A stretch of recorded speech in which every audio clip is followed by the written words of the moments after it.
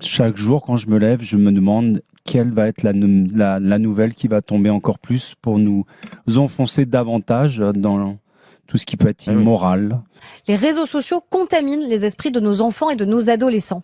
Ils les contaminent, ils les instrumentalisent, ils les enferment. Et on voit pas bien pourquoi Ça dépend de l'usage qu'on en l'État devrait fait. décider à la Ça place des dépend. parents que les enfants n'ont pas accès. Ça dépend de l'usage qu'on en fait. Mais c'est la même chose. C'est notre job. Ah non. On nous parle Mais en non, permanence du ça n'a régalien. rien à voir. On nous parle en Non, mais le permanence. régalien, c'est pas ça. Le Bah régalien, si, le régalien, c'est la protection qu'on doit à nos enfants. Non, le Et régalien, la c'est les protection qu'on policiers, doit à c'est nos c'est enfants. la justice, c'est l'armée. Mais c'est pas Et ce que qui ça. se passe à l'intérieur des maisons, pardon, c'est le rôle bah, des parents. Encore heureux que ce qui se passe à l'intérieur des maisons, ça regarde un petit peu l'État. Si vous voulez rentrer sur mon téléphone, ça vous prend combien de temps? Quelques secondes. C'est une décision, c'est tout. J'ai quelque chose ici qui peut vous intéresser. Oh, vous avez le temps. Alors, tout ce que vous avez en cellulaire.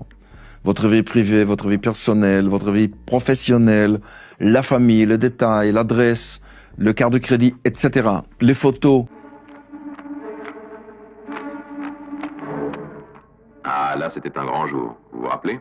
Vous aviez rendez-vous avec Bardery pour une affaire de contre-espionnage. Vous espériez le faire changer d'avis avant que la nouvelle ne vînt aux oreilles de ses patrons. Il y en a, la vie existe sur votre cellulaire. Il n'y a que très peu de choses que nous ne sachions pas sur vous.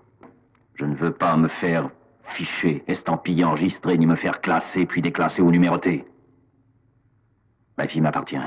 Alors, on confierait une mission de service public et de censure, puisque vous pouvez suspendre une plateforme, suspendre son algorithme, empêcher un média de percevoir des recettes publicitaires. On n'a jamais vu ça depuis l'Union soviétique, jamais. Vous avez des chaînes YouTube qui partent aux États-Unis parce que la liberté d'expression a été considérablement entamée au Royaume-Uni. Eh bien, chez nous, ça va devenir la même chose.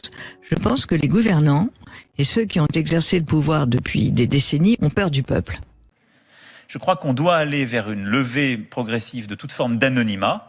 Et je crois qu'on doit aller vers des processus où on sait distinguer quand même le vrai du faux et où on doit savoir d'où les gens parlent et pourquoi ils disent des choses.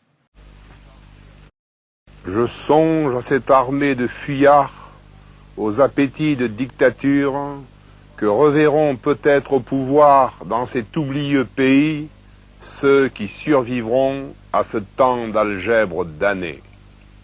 Amer avenir, balle parmi les rosiers. Je pense à mes enfants en permanence, je me dis mais quel monde on est en train de leur laisser? Un monde construit sur des miracles. Ils nous vendent de l'émotion comprimée. Nous mènent une guerre psychologique grâce à la publicité. Nous sert des produits altérant le psychisme dans notre bouffe. Nous lave le cerveau à coups de médias. Génère des microbules contrôlables qu'il appelle réseaux sociaux. Le réel. Tu veux qu'on en parle du réel? On lui a radicalement tourné le dos en entrant dans ce nouveau siècle. On l'a éteint, on a enlevé les piles et on s'est bouffé un snack aux OGM avant de balancer nos immondices sur la grande décharge en expansion de notre condition humaine.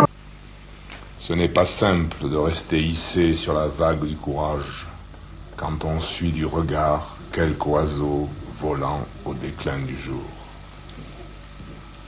Réveillez-vous les gens. Je parle à tout le monde, pas simplement aux licenciés de base, à tous ceux qui aiment le football, parce qu'aujourd'hui on a fait du football un sport populaire, un produit élitiste qui ne s'adresse qu'à une élite.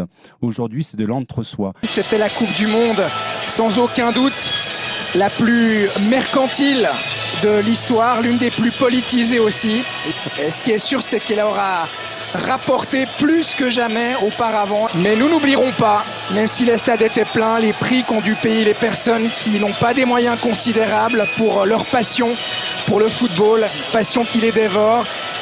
Parfois sans pouvoir au final ne serait-ce qu'entrer dans le pays si leur nationalité n'était pas la bonne, qu'ils soient fans, journalistes, arbitres parfois, comme le Somalien Omar Artan.